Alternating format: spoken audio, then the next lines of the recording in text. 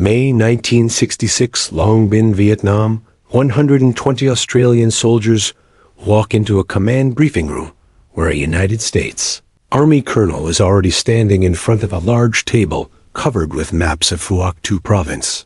The colonel is confident, calm, authoritative, because he believes this briefing is routine. Another allied unit, another formation that will operate under American command using American doctrine, American tempo, and American rules of war. He begins pointing at the map outlining sectors, patrol routes, helicopter landing zones, and search and destroy concepts based on speed, mobility, and overwhelming firepower. The Australian commander, Brigadier O.D. Jackson, listens in complete silence. He does not interrupt.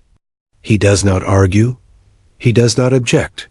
He simply listens for exactly 3 minutes.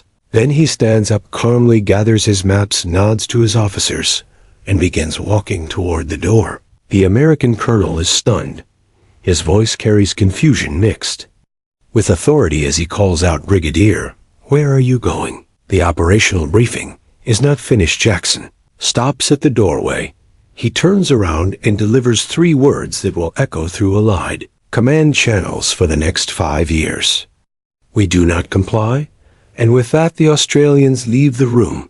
This moment should not have been possible. A brigadier from Australia, a nation contributing fewer than 8,000 troops to a war consuming more than 500,000 Americans, had just walked out on a United States Army colonel, a colonel backed by Military Assistance Command, Vietnam, the highest allied authority in Southeast Asia. Yet this moment was not arrogance, and it was not insubordination. It was the opening move of a completely different war, because what those 120 Australians were about to do in Phuoc Tuy province would confuse, frustrate, and quietly embarrass the Pentagon for more than a decade. Analysts would later struggle to understand how a force 160th the size of the American deployment consistently achieved tactical and psychological results. American divisions could not. A classified intelligence assessment written in 1970 by a CV officer who had served alongside the Australians contained 7 words that explained everything and nothing at the same time. They fight wars. We forgot how Toto. Understand why the Australians refused American command. You must understand that this was never about ego tactics or national pride. It was about memory, a memory burned permanently into Australian military culture. The fall of Singapore, February 15, 1942. Singapore, the Gibraltar of the East, the cornerstone of British power in the Pacific, collapses after a campaign lasting barely 70 days. 130,000 Allied troops surrender, including 15,000 Australians. They are not defeated because they lack courage or discipline. They are defeated because European doctrine is applied blindly to Asian jungle warfare, where it simply does not work. Survivors endure Changi prison, the Burma Railway starvation, disease, and death marshes that kill thousands. When those Australians come home, they carry a lesson paid for in blood. Following foreign command without the ability to adapt, without operational independence, is a death sentence. This is not theory. This is lived experience carried by men who are still serving, still teaching, and still leading. So when Vietnam calls in the mid-1960s, Australian political leaders want to support the United States and demonstrate alliance loyalty. But Australian military leadership has no intention of surrendering control of its soldiers to another army that does not understand jungle counterinsurgency. The initial compromise seems reasonable. 1 battalion, the 1st Battalion Royal Australian Regiment, is attached to the United States 173rd Airborne Brigade. It lasts 9 months. Reports begin flowing back to Canberra. The issue is not that American doctrine is stupid or incompetent. In open terrain against conventional forces, American methods are devastating. The issue is that Vietnam is not open terrain, and the enemy refuses to fight conventionally. Helicopters announce arrival. Radio chatter reveals intentions. Massive sweeps move loudly through jungle, and the Viet Cong simply disappear, waiting patiently for the Americans too. Leave Australian officers trained in Malaya, in patient jungle craft silent movement and small unit operations. Watch this with disbelief. One after-action report captures the divide perfectly American doctrine, prioritizes speed and firepower Malayan. Doctrine prioritizes patience and information. In jungle warfare information is firepower by March 1966. Australia makes a decision that will define its war, instead of attaching units to American formations. Australia deploys an independent task force with its own infantry, artillery, armor, aviation, and special operations support.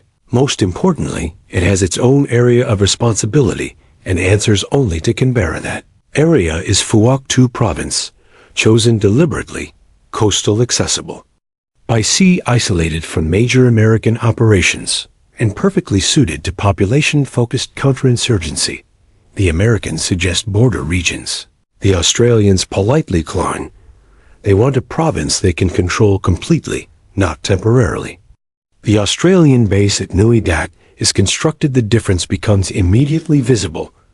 Unlike sprawling American bases near cities, Nui Dat is isolated, hardened, and designed on the assumption that it will be attacked and must defend itself without outside help. Villages are cleared, observation denied, infiltration routes controlled. Every design choice reflects Malayan experience. Then the Australian Special Air Service arrives, and everything changes. 5-man patrols insert deep into enemy territory and disappear for weeks. No resupply, minimal radio contact, no immediate extraction on contact. They do not rush. They observe, they learn. They become part of the jungle. Their selection prioritizes patience over aggression, silence over bravado, psychological resilience over raw strength. They train for months with Aboriginal trackers, learning skills that cannot be written down: how to read soil, how to read birds, how to sense movement before it happens. Officers observe these operations and struggle to understand them. The intelligence gathered is extraordinary: detailed trail networks, supply routes, leadership movements, patterns rather than snapshots. But American commanders do not know how to use it. They want to know where the enemy is right now. Australians want to know where the enemy will be next week. This philosophical divide becomes friction. In 1967, General Westmoreland publicly describes Australian operations as inactive. The Australians respond privately and sharply. Their casualty rates are lower, their kill ratios higher, and most importantly, enemy activity in their province is collapsing. Then comes Long Tan. 108 Australians encounter more than 2,000 enemy troops. In monsoon rain, outnumbered, surrounded, and cut off, they hold their ground for hours, calling artillery within meters of their own positions. They survive because their doctrine assumes chaos and trains for it. The lesson still does not land Americans. Count bodies. Australians count control. By 1969, enemy-initiated attacks in Phuoc Tuy have dropped dramatically. Roads are safer. Villages contested, then stabilized. Viet Cong avoid Australian patrol areas because Australians do not. Leave captured enemy documents confirm it. Americans can be fought, Australians must be avoided. They are patient hunters who remain indefinitely. This independence carries cost. Constant operations, minimal rear areas, high psychological strain. Many Australian veterans carry that burden for life, but tactically, strategically, undeniably, the approach works. When Australians withdraw, they leave behind the most stable province of its kind. They do not win the war, but they prove there was another. We do not comply was not defiance. It was clarity. And in the long, painful history of Vietnam, that clarity may be the most important contribution Australia ever made.